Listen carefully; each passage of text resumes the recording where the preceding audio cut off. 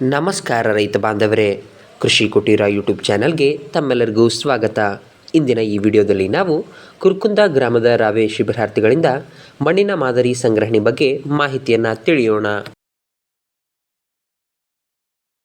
ಮಣ್ಣು ಪರೀಕ್ಷೆ ಯಾಕೆ ಮಾಡಬೇಕು ಅಂತ ನಿಮಗೆ ಗೊತ್ತಿರಬೇಕು.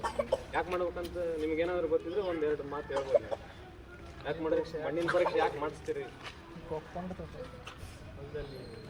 ಯಾಕೆ ಮಾಡಿಸ್ತೀರಿ? ರೋಗ ಬರಬೇಡ ಅಂತ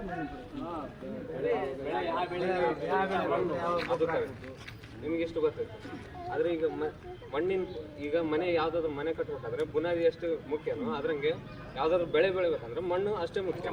ಮಣ್ಣಿನಾಗ ಎಷ್ಟು ಪೋಷಕಾಂಶ ಐತಂತ ನಿಮ್ಗೆ ಯಾರಿಗೆ ಗೊತ್ತಾಗಲ್ಲ, ಯಾಕಂದ್ರೆ ಅದು ಸೂಕ್ಷ್ಮವಾಗಿ ಇರ್ತದೆ, ಸೂಕ್ಷ್ಮ ಜೀವಿಗಳು ಇರ್ತವೆ. ಅದ್ರ ಸಲುವಾಗಿ ನಾವು ಮಣ್ಣಿನ ಪರೀಕ್ಷೆ ಮಾಡಿಸ್ಬೇಕು. ಮಣ್ಣಿನ ಪರೀಕ್ಷೆ ಅಕಸ್ಮಾತ್ ಏನಾದರೂ ಅದು ಇಂಬ್ಯಾಲೆನ್ಸ್ ಅಂದರೆ ಸರಿಯಾದ ರೀತಿಯಲ್ಲಿ ಇರಲಿದ್ರೆ ನಮ್ಮ ಬೆಳೆಗಳಿಗೆ ಹಾನಿ ಆಗುತ್ತೆ.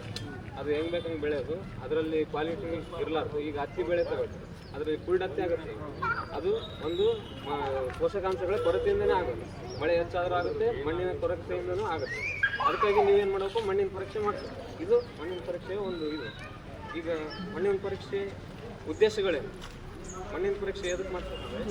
ಮಣ್ಣಿನಲ್ಲಿ ಎಷ್ಟು ಫಲವತ್ತತೆ ಐತೆ ಅಂತ ಕಂಡುಹಿಡಿಯೋಕೆ ಒಂದು.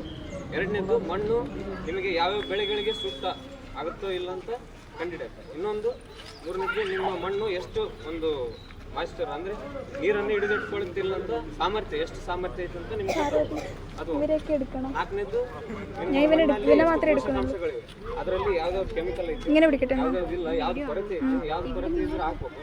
ಅದರಿಂದ ನಿಮ್ಗೆ ಏನಾಗುತ್ತೆ, ದುಡ್ಡು ಉಳಿತಾಯ ಆಗುತ್ತೆ. ಈಗ ನೀವು ಗೊಬ್ಬರ ತರ್ತೀರಿ, ಎಷ್ಟು ಬೇಕಷ್ಟು ಅವರು ಅಷ್ಟು ಹಾಕಿಬಿಡ್ತಾರೆ. ನೀವು ಅದ್ರ ಮಣ್ಣಲ್ಲಿ ಮೊದಲೇ ಇರುತ್ತದೆ. ನಿಮಗೆ ಎಕ್ಸ್ಟ್ರಾ ಹಾಕಿದ್ರೆ ನಿಮಗೆ ರೊಕ್ಕ ಖರ್ಚಾಗುತ್ತೆ, ಅದು ಲಾಭ ಇಲ್ಲ, ನಿಮ್ದು ವೇಸ್ಟ್. ಅದು ಹಾಕಿದ್ದು ವೇಸ್ಟು, ಅದು ಸರಿಯಾಗಿ ಹೀರ್ಕೊಳ್ಳೋದಿಲ್ಲ. ಎಷ್ಟಾದರೂ ತೊಂದರೆ ಗಿಡಗಳಿಗೆ, ಕಡಿಮೆ ಆದ್ರೂ ತೊಂದರೆ. ಅದಕ್ಕೆ ನೀವು ಮಣ್ಣಿನ ಪರೀಕ್ಷೆ ಮಾಡ್ತೀವಿ, ಎಷ್ಟು ಹಾಕಬೇಕಂತನೂ ಒಂದು ಅಂದಾಜು ಸಿಗುತ್ತೆ. ಅದಕ್ಕಾಗಿ ಮಣ್ಣಿನ ಪರೀಕ್ಷೆ ಮಾಡ್ತಾರೆ. ಇವೆಲ್ಲ ಉದ್ದೇಶಗಳಾಗಿ. ಈಗ ಮಣ್ಣಿನ ಪರೀಕ್ಷೆ ವಿಧಾನಗಳೇನು? ಮಣ್ಣಿನ ಪರೀಕ್ಷೆ ಎಲ್ಲೆಲ್ಲಿ, ಈಗ ಒಂದು 4 ಎಕರೆ ಹೊಲ ಇರ್ತಂತ ನಿಮ್ದು, ಇದು ಒಂದು ಏನೈತಿ 4 ಎಕರೆ ಅಂತ ಅಂತಾರೆ.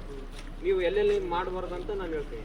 ಮಣ್ಣಿನ ಪರೀಕ್ಷೆ ಮಾಡಬೇಕಾದ್ರೆ ಮುಖ್ಯವಾಗಿ ನಾವು ಗಮನ ಹರಿಸಬೇಕಾದ ಒಂದು ವಿಷಯಗಳೇನಂದ್ರೆ, ಯಾವ್ಯಾವ ಜಾಗದಲ್ಲಿ ಮಣ್ಣಿನ ಪರೀಕ್ಷೆ ಮಾಡ್ಬೇಕು. ಮಣ್ಣಿನ ತಗೋಬಾರ್ದು, ಸ್ಯಾಂಪಲ್ ತಗೋಬಾರ್ದು. ಅಂದರೆ ಒಂದು ಗಿಡದ ಕೆಳಗಡೆ ಯಾವಾಗೂ ತಗೋಬಾರ್ದು. ಗಿಡದ ಕೆಳಗೆ ಯಾವ್ದು ತಗೋಬಾರ್ದು. ಎಲ್ಲೇ ಹೋದ್ರಿ ಅಲ್ಲಿ ನೀರು ನಿಂತಿರ್ತವೆ, ಮಳೆ ಬಂದು